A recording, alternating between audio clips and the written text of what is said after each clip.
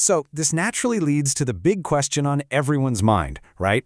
With all this talk of a huge tax cut, is Pakistan's property market about to absolutely boom? Or is there maybe a little more to the story? Okay, let's get into the specifics of this game-changing proposal. A formal plan has officially been sent over to the Prime Minister. And the whole idea? It's to breathe some new life into a market that's been, well, kind of steady, but not exactly exciting. A huge piece of this puzzle is trying to attract investment from overseas Pakistanis, especially since so many are looking for a safe haven for their money right now with all the global uncertainty. And when we say game-changing, we're not kidding. Just look at the numbers here. We're not talking about some minor adjustment. For buyers, the tax rate would plummet from around 5% all the way down to a tiny 0.25%. For sellers, it drops from 4.5% to just 0.5%. And that 7E tax? Well, the proposal is to just abolish it completely. Gone. So, you might be wondering, what exactly is this 7E tax they want to get rid of? Well, think of it this way. It's a tax on the value of your property. The government basically deems that it's earning rental income even if it's just sitting empty. So yeah, getting rid of that is a huge part of this plan, and it's something a lot of people in the market have been wanting for a while. But, as soon as this incredible news came out, a lot of market experts basically said, hold on a second, this sounds way too good to be true. And well, there's a really big, very practical reason why they're so cautious. So here's the reality check. What's the big catch? Well, the biggest hurdle here isn't actually local politics. It's international. The final say on a massive change like this doesn't just come from within Pakistan. Yeah, it all comes down to one thing, the IMF. Pakistan's agreements with the International Monetary Fund mean that any major tax change has to get their stamp of approval.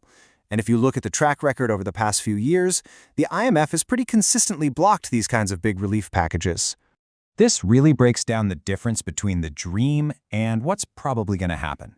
On the one hand, you've got the hope, that full package with huge tax cuts for everyone and a complete market reset. But on the other hand, you've got the likely reality, and that looks a lot more modest. The 7E tax getting abolished, yeah, that has a pretty good shot. Maybe even a small reduction in the seller's tax. But those massive, across-the-board cuts, that's a much bigger long shot. Okay, so if we can't really bank on this full, massive tax cut, what does that mean for the market? Is everything just stuck? Is everyone just sitting around waiting? What's actually making things move right now? Well, here's where things get really interesting. It turns out there's a whole other story playing out, and it has nothing to do with these tax proposals. There's a powerful new trend that's reshaping the market, and it's happening right now, even with all this uncertainty.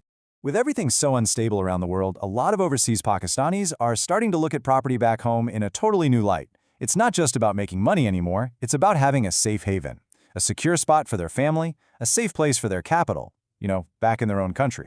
And listen, this isn't just some abstract idea. It is happening on the ground right now. The demand for this group is so intense that ready-to-move-in houses are apparently getting snapped up in just 2 to 4 days. I mean, that is lightning fast.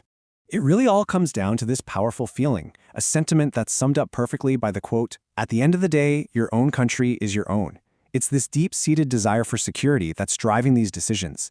It's less about the bottom line and way more about peace of mind. So, if you're thinking about buying, what does all this mean for you? The big takeaway is this. The market is definitely not dead. Not at all. But the growth is happening in very specific areas, and it's being driven by real, practical demand, not by people just trying to flip properties. The smart money is following where the actual end users are going. And where is that? Well, we're talking about established housing societies where people have genuine reasons to live.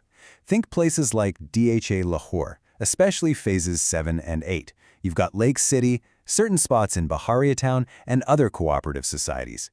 Prices there are going up steadily because these are communities where people are actually building a life, not just parking their cash. So, the strategy here seems pretty clear, doesn't it? It almost doesn't matter if the full tax relief happens or not.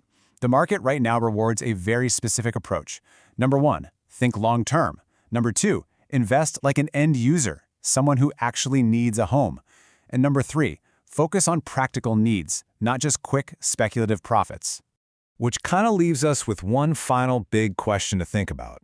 In a market that's being driven by real, genuine need instead of just hype, and with so many other people waiting on the sidelines for a tax cut that might never fully arrive, could it be that the real opportunity to invest is right now?